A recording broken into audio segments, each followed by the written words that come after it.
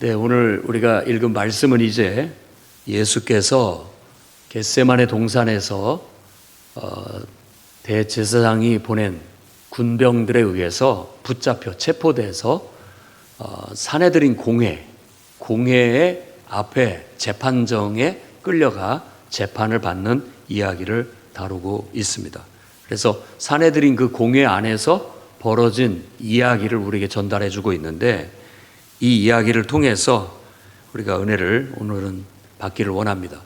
여러분들이 그 대제사장이든 아니면 여러분들은 구경꾼이든 아니면 예수님 자신이든 또 그곳을 끝까지 쫓아갔던 베드로든 그 여종이든 누군가의 인격을 통해서 여러분들이 지금 주님과 동행하고 있고 그 광경을 보고 있다라고 상상해 보시기 바랍니다. 그러면 좀 더 그 상황을 우리가 머릿속으로 연상할 수 있고 거기에서 뭔가를 느끼고 깨닫게 될 줄로 믿습니다. 자, 참 예수님이 지금 단순하게 보면 한 젊은 청년이 죄를 지었다라고 해서 그를 재판정에 세웠어요. 그런데 우리는 이 모습을 보면서 깜짝 놀라는 거예요. 왜 그러냐면 바로 예수님은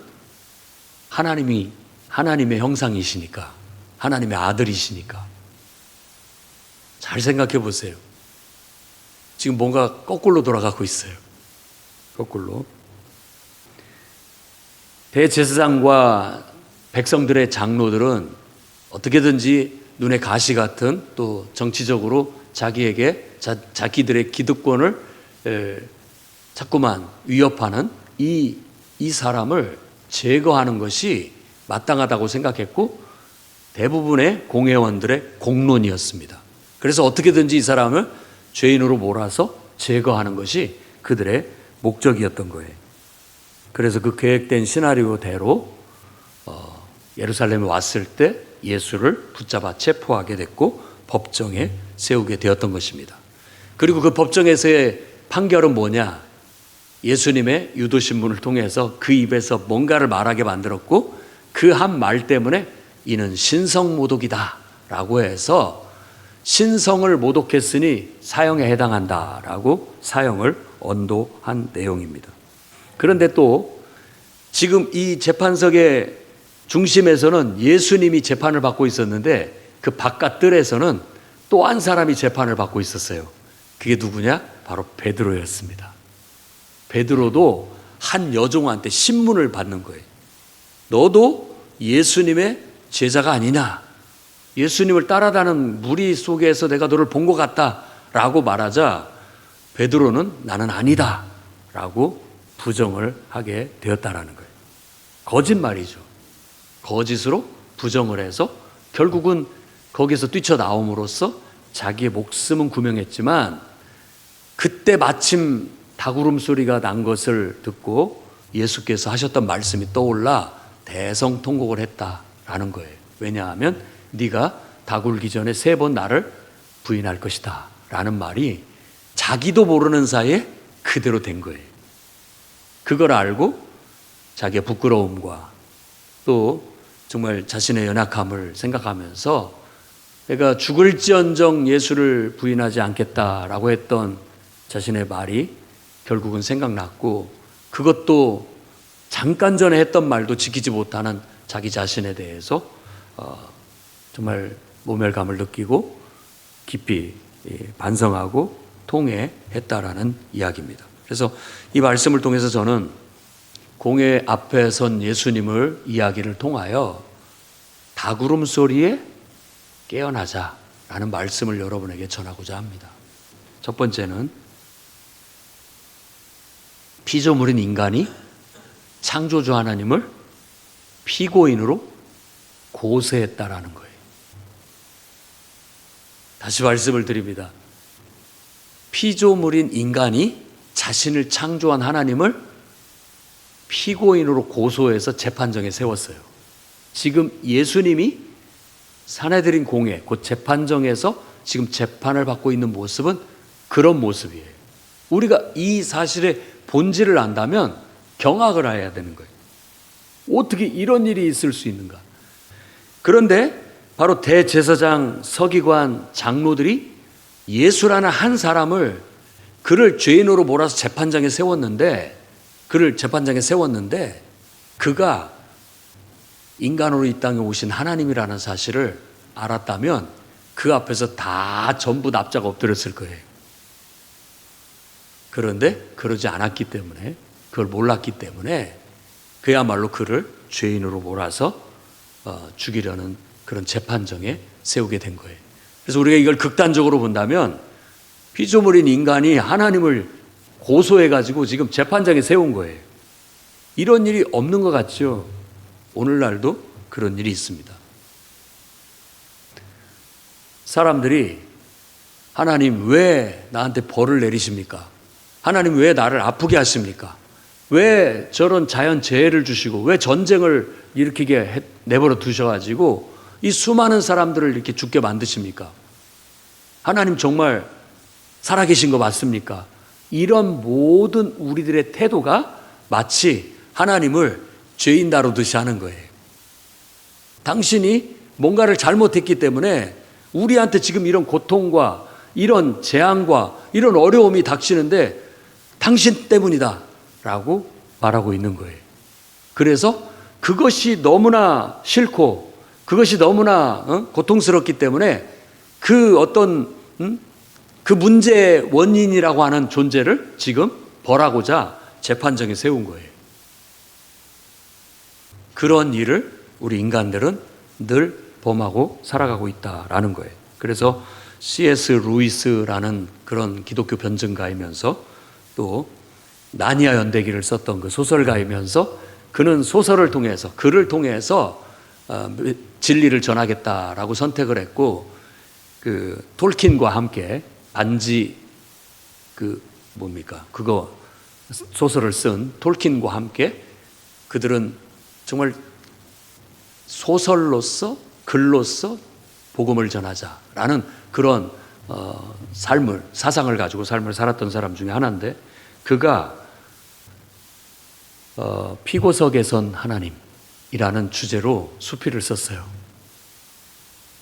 그러면서 한 말이 이 대목이 그렇습니다. 고대인은 자신이 피고인이 돼가지고 마치 재판장에게 나아가듯이 하나님께 나아갔다라는 거예요. 옛날에는 하나님이 무서워서 하나님 앞에 죄인처럼 나아갔다는 거예요. 사람들이. 그런데 현대인들은 그 역할이 뒤바뀌었습니다. 라고 말하면서 인간이 판사가 되고 하나님을 피고석에 앉혀놓고 취조를 하고 있는 거예요. 당신 왜 그러십니까? 당신 꼭 이렇게 해야 됩니까? 라고 따져 묻고 있는 모습을 C.S. 루이스가 우리에게 이렇게 보여줬어요. 지금 예수님이 재판받는 모습이 그 모습인 거예요. 우리 인간의 교만과 오만을 보여주는 거예요. 그리고 인간의 어리석음을 보여주는 거예요. 자기가 그런 줄도 몰라요. 그런 줄도 모르고 있는 거예요. 특히 유대인들이 어떤 사람입니까? 대제사장이 어떤 사람입니까? 그리고 서기관들이 어떤 사람입니까? 누구보다도 하나님을 가까이 하고 하나님을 가까이에서 섬기고 그분이 주신 말씀을 다루는 그야말로 신앙으로 진짜면 가장 하나님을 잘 알고 가깝고 하나님을 가까이에서 섬기는 사람이라고 하는 그 사람들이 오히려 지금 하나님을 이 땅에 오신 하나님을 알아보지 못하고 그를 죄인으로 몰아 지금 재판정에 세우는 일을 하고 있다라는 거예요. 우리 인간은 어리석습니다. 인간은 정말 교만하고 오만합니다. 창조주 하나님을 인정하지 않는 인간은 성경에서는 올바른 인간이 아니다. 올바르게 살 수가 없다라고 규정짓고 있어요. 정말로 우리가 나를 창조하신 그 어떤 존재, 그 신 앞에 두렵고 떨리는 마음을 갖고 늘 죄인처럼 하나님 앞에 겸손하게 나아가 우리 자신들을 돌아보고 그분의 선하신 뜻과 목적 앞에 나를 맞출 때 인간은 비로소 올바른 방향을 향해서 나아갈 수 있다라는 것이 그게 성경의 가르침입니다. 그런데 그 창조주 하나님을 무시해버리고 인간이 중심이 되고 신도 인간의 사유 속에서 나오는 창조물이에요. 그냥 신을 인간의 이성이 만들어낸 거예요. 이게 인간의 오만이고 자만이고, 그게 바로 거짓이고 왜곡이고, 온통 그것으로 인해서 모든 인생사가 다 잘못 돌아가게 되는 거예요. 그래서 이 세상에 재앙이 많고 죄가 많고 이 세상이 멸망으로 가고 있다라고 성경은 우리에게 고발하고 있는 거예요. 그러니까 이 대제사장과 장로들과 서기관들이 지금 예수를 고발하고 있지만 사실은 스스로가 고발당하고 있는 겁니다. 왜? 잘못하고 있으니까. 우리 눈에 보이잖아요. 뻔히 보이잖아요. 지금 저들이 자기 신분을 모르고 자신의 교만함을 드러내면서 거짓되고 왜곡되고 편견과 오만에 사로잡혀가지고 지금 누구를 재판하고 있는가? 오히려 재판을 받아야 할 대상자들이 오히려 죄가 없는 그분을, 이 땅에 오신 하나님을 지금 재판하고 있는 그런 모습을 우리에게 보여주고 있는 거예요. 그래서 우리는 이 말씀을 통해서 깨달아야 됩니다. 과연 누가 창조자고 누가 피조물인가? 누가 재판장이고 누가 피고인석에 서야 마땅한가? 여러분 생각해야 됩니다. 사사기 21장 25절 말씀 보면 그때 이스라엘에 왕이 없으므로 사람이 각기 자기 소견에 옳은 대로 행하였더라 라고 말합니다. 인생에 우리를 창조하신 창조주 하나님을, 그분의 권위를 인정하지 않게 된다면 인간은 상대적인 진리 속에서 다 자기가 옳은 대로 합니다. 지금도 한번 보십시오. 세상 돌아가는 걸. 다 자기가 옳다고 합니다. 그럼 누가 옳은 거예요? 여러분은 어느 편입니까? 누가 옳은 거예요? 내 생각에 옳은 거예요. 내게 유익하고 내게 이로우면 정의예요. 옳은 거라고 생각하는 거예요. 그런 모든 인간의 어리석음과 편견과 왜곡과 거짓과 또 그런 연약함은 당연히 완전하신 하나님 앞에, 창조주 앞에 당연히 우리가 죄인처럼 가서 쓸 수밖에 없는 입장이라는 걸 다시 한번 우리가 깨달아야 되겠습니다. 늘 하나님 앞에 겸손히 여러분을 창조하신 창조주를 인정하고 그분 앞에 겸손히 나아가 그분의 지도를 받으시기 바랍니다. 그분의 인도를 받으시기 바랍니다. 그러면 우리는 적어도 어리석음에서 벗어나게 되고 우리의 교만과 오만함에서 벗어나게 되고 죄악에서 벗어나게 될 줄로 믿습니다. 예수님은 그런 것들을 깨우치기 위해서 친히 창조주이면서도 인간이 되어 이 땅에 태어나서 바로 그 자기가 피조한 사람들에게 이렇게 죄인으로 몰려 오히려 재판정에 서셨던 겁니다. 우리는 이것을 은혜라고 합니다. 너무나 놀라운 은혜죠. 정말 우리를 이렇게 강력하게 깨우쳐주는 그런 이야기가 어디 있습니까? 진리가 어디 있습니까? 이 얘기를 들으면 우리는 가슴에 마치 망치를 맞은 것처럼, 머리에 망치를 맞은 것처럼 우리들의 민낯을, 인간의 민낯을 그대로 보여주고 있다는 걸 깨닫고 납작 엎드려 주님, 우리가 너무 오만하고 너무나 교만했고 우리가 너무 지금 잘못 가고 있습니다 라고 주님 앞에 우리 죄를 고백해야 될 줄로 믿습니다. 두 번째로 생각해 봐야 할 것이 뭐냐면, 이제 왜 유대 지도자들이 이와 같이 예수를 알아보지 못했는가? 그들에게 창세 때부터 말해왔던 하나님을 왜 알아보지 못했는가?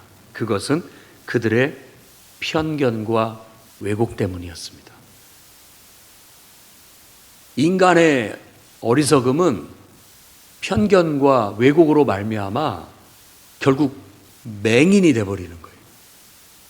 그래서 성경에서 일부러 상징적으로 보여주는 거예요. 예수를 만난 사람들 중에 맹인을, 그리고 예수님을 만남으로써 눈을 뜨게 되는 이야기를 많이 보여줍니다. 우리가 진정으로 참된 나를 구원하시러 이 땅에 오신 하나님을 진정으로 만나고 깨닫고 그분을 믿는 믿음을 고백하게 된다면 우리는 우리의 연약함, 우리의 편견, 우리의 왜곡함을 뼈저리게 느끼고 부끄러움을 느끼고 정말 회개함으로써 결국 우리 눈을 뜨게 되는 겁니다. 그래서 예수 믿는 사람은 진리의 눈을 뜬 사람이라고 성경은 말해주고 있어요. 유대 당국자들, 특히나 그들이 하나님을 최고 가까이서 하나님을 섬기는 권위를 가지고 있다. 그분이 우리에게 주신 감동으로, 가마 감동으로 기록하게 하신 성경의 말씀을 우리가 가지고 있다. 긍지와 자부심을 가지고 있었는지는 모르지만 오히려 그것이 독이 돼서 그들에게 편견을 갖게 만들었고 그들에게 그것이 왜곡을 만드는 또 하나의 도구가 되어버렸던 거예요. 우리도 마찬가지입니다. 여러분, 내가 안다라고 생각하면 주의해야 됩니다. 왜냐하면 그것이 나를 편견에, 왜곡으로 치우치게 만들기 때문에. 내가 좀 잘한다라고 생각하면 그것이 나에게 편견과 왜곡을 가져옵니다. 참 아이러니하죠. 아이러니해요. 뭔가 잘해보려고 하면 더 안 돼요. 그렇잖아요. 아무 생각 없이 하면 오히려 더 잘 되는 경우가 많지요. 야구를 봐도 그렇고 축구를 봐도 그렇고 또 우리 일상생활에서 봐도 가만히 보면 집착을 하고 뭔가를 하면 치우쳐요. 치우치고 편견에 사로잡히게 되고 왜곡에 빠지게 되는 거예요.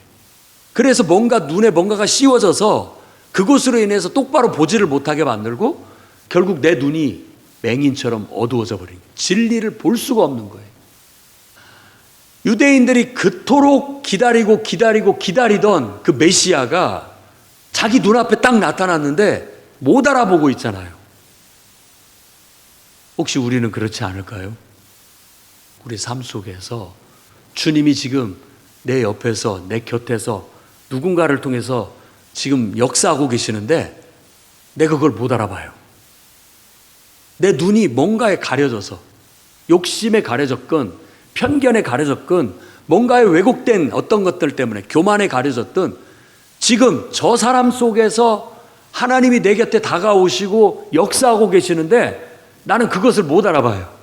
그러면서 그것을 부정하고 오히려 거부하고 내치고 핍박하고 어려움을 오히려 배척하고 있는 우리들의 모습도 이 속에서 비춰지는 거예요. 우리가 이 고난주간에 그런 우리 자신들을 봐야 되겠습니다. 내가 혹시라도 내가 집착하는 거에, 내가 욕심을 부리는 거에, 내가 어떤 것에 치우쳐서 나도 모르는 사이에 뭔가에 씌워져서 내가 맹인이 되고 있지는 않은가.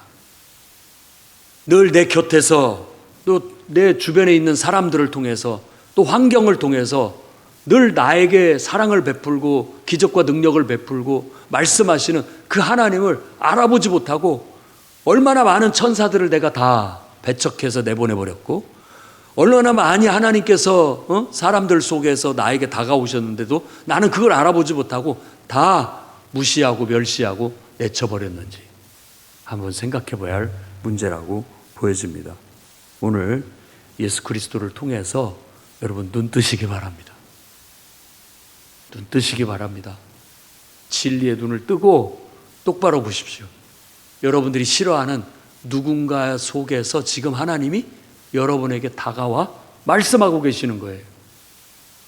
여러분들이 부정하고 무시하는 어떤 환경 속에서 하나님은 내게 다가와 나를 깨우치시려고 말씀하려고 다가오고 계시는데 내가 무시하고 있고 멸시하고 있고 신경 쓰지 않고 오히려 배척하고 있다라는 거예요.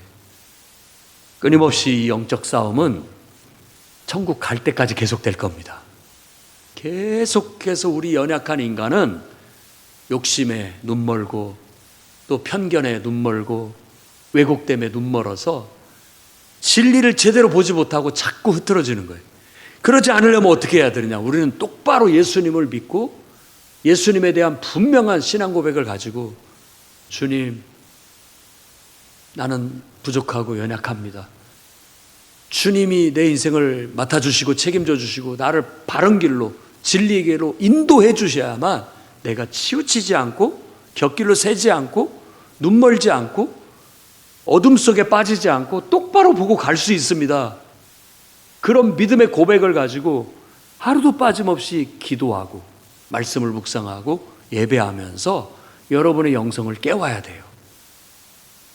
여러분이 눈 뜨지 않고 그냥 세상의 흐름에 빠져 세태에 졸려서 잠들어 버리면 아무것도 보지 못하고 세태에 휩쓸려 갑니다. 세상의 가치관과 세상의 철학 속에 빠져서 세상의 초등학문 속에 여러분들이 다 휩쓸려 여러분의 영혼이 죽어버리고 말 거예요. 하나님이 어디 있느냐? 기도 따분해서 못하겠다. 귀찮아서 못하겠다. 예배 재미가 없다. 은혜가 없다. 라고 말하고 자꾸만 여러분들의 영혼은 메말라가고 죽어갈 거예요. 말씀이 꿀송이처럼 달고 찬양이 그렇게 가사가 은혜가 되고 예배가 너무 사모되고 교회가 너무 좋고 그런 걸 통해서 내 영혼이 눈이 띄어지고 밝아져서 인생의 본질을 볼 수 있고 인생의 참된 사명을 볼 수 있고 인생의 참된 방향을 볼 수 있고 목적을 알고 산다면 우리들 마음의 그 내적인 평안함과 기쁨과 행복 속에서 살아가게 될 줄로 믿습니다. 사탄과 영적인 싸움은 계속됩니다. 루이스가 쓴 그 나니아 연대기나 톨킨이 쓴 반지의 제왕이나 다 바로 그 영적 싸움을 상징적으로 보여주고 있는 거예요. 우리가 잘못 그 욕심에 빠져들면 사로잡혀 버리고 맙니다. 여러분 맹인이 돼버리고 마는 거예요. 오늘 예수 그리스도를 여러분의 구주로 영접하고 그분을 절대같이 믿고 의지하고 여러분 그분을 통해서 여러분 눈을 뜨기를 주의 이름으로 축원합니다. 세 번째로는 베드로입니다.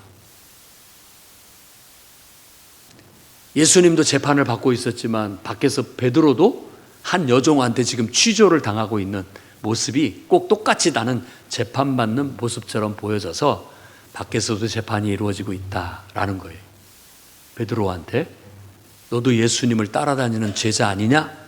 라고 했을 때 그냥 본능적으로 살기 위해서 죄인으로 몰려서 고문당하지 않기 위해서 나도 모르는 사이에 본능적으로 아니 난 그런 사람 아닙니다 라고 말을 했다라는 거예요. 그게 우리의 연약함입니다. 제자라고 하고 또 우리 입으로 내가 죽을지언정 주님을 어떻게 내가 부인하고 배반하겠습니까? 내가 주님과 함께 죽겠습니다 라고 방금 전에 말했음에도 불구하고 우리는 어떤 다급한 상황이 되고 위급한 상황이 되면 금방 이렇게 거짓을 내뱉는 진리를 왜곡해버리는 그런 존재에 불과하다는 걸 보여주고 있는 거예요. 그러니까 대제사장, 장로, 서기관 같은 기라성 같은 그 시대의 영적인 지도자들 뿐만 아니라 예수님 가까이서 3년 가까이 예수님을 따라다니면서 배우고 신앙을 훈련한 제자마저도 이렇게 연약해서 넘어진다라는 걸 보여주고 있는 거예요. 그러니까 누구도 자부하면 안 됩니다. 자고하면 안 돼요. 주님, 저는 아니지요 라고 할 수 있는 사람이 없어요.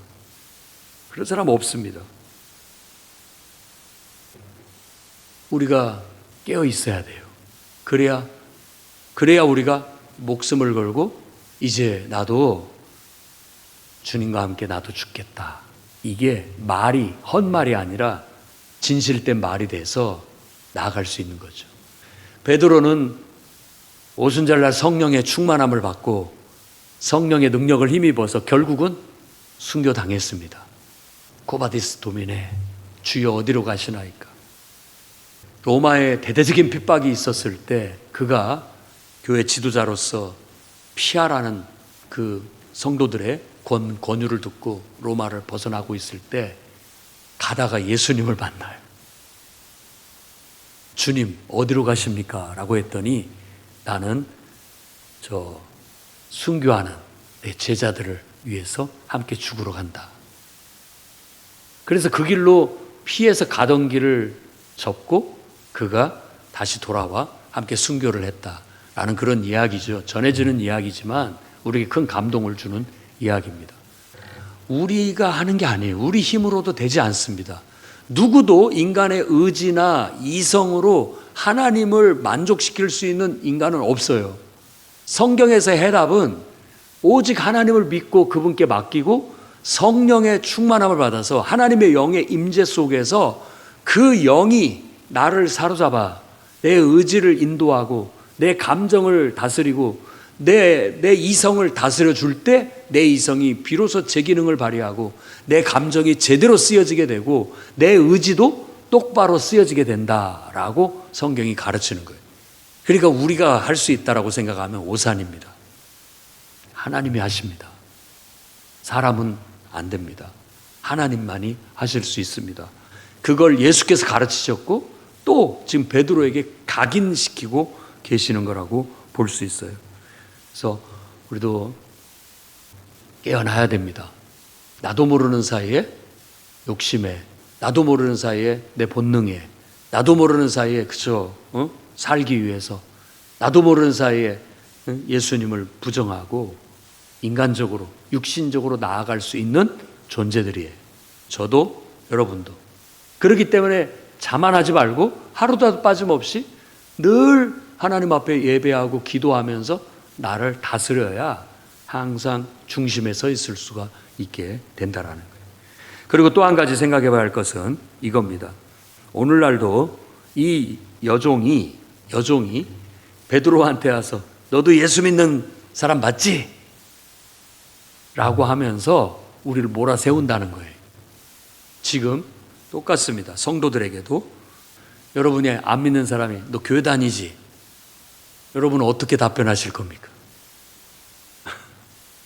나는 예수님을 나의 구주로 믿고 나는 그분을 내 인생의 주인으로 믿는다. 당당하게 말할 수 있어야 되고 그것 때문에 내가 죽는다 할지라도 순교를 각오하고 고백할 수 있어야 될 줄로 믿습니다. 아멘. 세상은 끊임없이 알고 그러는지 모르고 그러는지 사탄이 그 밑에서 영적으로 충동질을 해서 그러는지 모르지만 묘하게도 예수 믿는 사람들을 핍박합니다. 공격해요. 만일 그 핍박과 공격을 두려워한다면 우리는 위축될 수밖에 없고 결국은 예수님을 적당하게 믿는 채 하거나 아니면 배반하는 그런 데 빠질 수도 있게 된다라는 거예요. 여러분, 한때 코로나 때도 세상 정부가 교회를 이렇게 통제하려고 하는 그런 것들이 있어서 건강을 지키기 위한 감염병의 어떤 수칙들을 지키는 것은 10분 다 공감을 하나 우리가 하나님을 예배하는데 또 교회가 통제를 받고 그거에 의해서 제지를 당한다라는 것은 우리가 영적으로 받아들이기 참 힘든 일이었어요. 영적 싸움이는 우리는 그래도 가서 예배드리란다. 죽어도 나는 예배드리겠다라고 했던 사람들의 신앙이 그때도 빛이 났었던 것입니다. 물론 철저히 방역을 하고 철저히 그런 것들을 조심해가는 그런 예의도 그런 정의도 지켜가면서 하는 것이 타당하다고 생각합니다. 지금도 교회가 세상을 망치고 있어. 응? 교회가 편견과 왜곡에 사로잡혀 있어 라고 말하지만 우린 거꾸로 얘기합니다. 세상이 편견에 사로잡혀 있고 세상이 왜곡되어 있다고. 그 영적인 싸움이 계속되고 있는 거예요.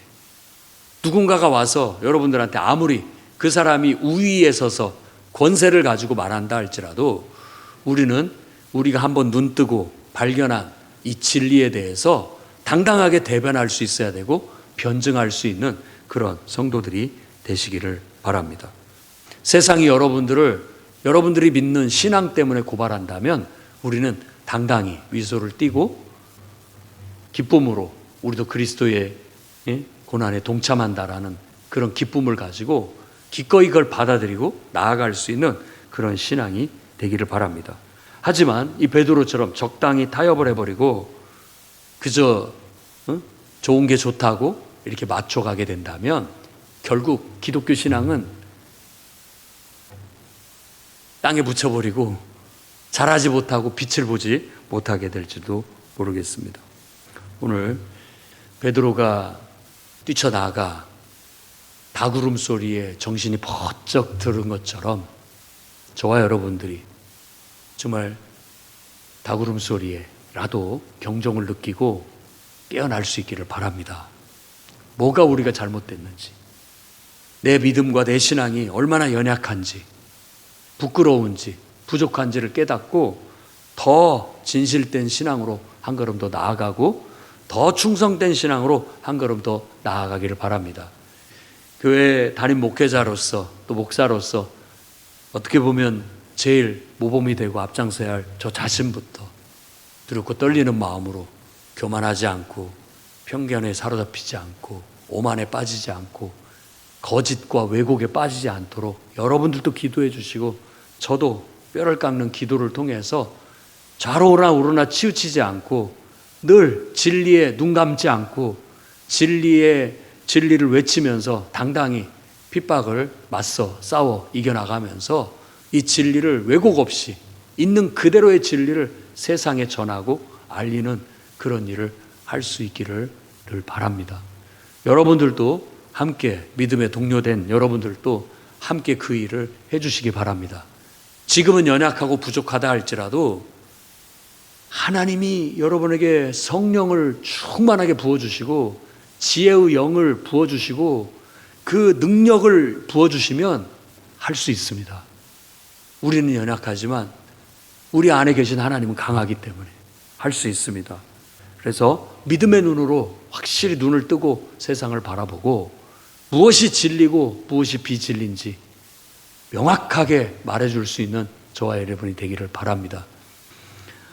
저는 분명합니다. 하나님께서 오늘 새벽에도 또 어제 기도할 때도 말씀하시는 게 모든 성도들을 하나님 앞에 나와 예배드리게 함으로써 그들이 하나님의 은혜를 입고 축복받는 삶을 살게 해라. 그게 내가 너한테 준 명령이고 너에게 준 사명이다 라고 말씀하십니다. 제가 할 일은 그거예요. 이 진리를 왜곡 없이 가르치고 정말 하나님을 섬기는 이 신앙을, 참된 신앙을 사람 비유에 맞추지 않고 그대로, 날 것 그대로 전달하고 있는 그대로 가르쳐서 모든 사람이 정말 순수하고 올바른 신앙으로 하나님을 예배하고 섬김으로 다 은혜받고 축복받고 영생을 얻게 하는 것. 그게 저에게 주어진 사명이고 이 교회에 주어진 사명이고 이제 여러분에게도 주어진 사명입니다. 다구름 소리에도 깨우쳤던 베드로처럼 오늘 이 고난주간을 통해서도 우리가 깨닫고 또 주변에 어떤 사람을 통해서도 깨닫고 어떤 사건을 통해서도 깨닫고 되어지는 일들을 통해서도 정신을 번쩍 차리고 항상 바로 서서 올바른 길로 나아가는 주님의 제자들 되기를 주의 이름으로 축원합니다. 기도하겠습니다. 거룩하신 주님, 주님을 사랑합니다. 하나님이 우리를 창조하셨고 우리는 하나님의 선하신 목적과 사명을 가지고 인생을 살고 있습니다. 주님 그 뜻을 주님의 임재 안에서 깨닫게 하시고 그 사명을 부여잡고 오늘도 어떤 어려움과 역경이 있어도 고난 가운데서도 당당하게 그 사명을 성취하며 살아가게 해 주시옵소서. 세상이 우리를 고발하고 우리를 핍박한다 할지라도 뒤돌아서거나 타협하지 않게 하시고 예수님처럼 당당하게 진리로 맞서 끝까지 나아가 승리하게 해 주옵소서. 예수님 이름으로 기도드립니다.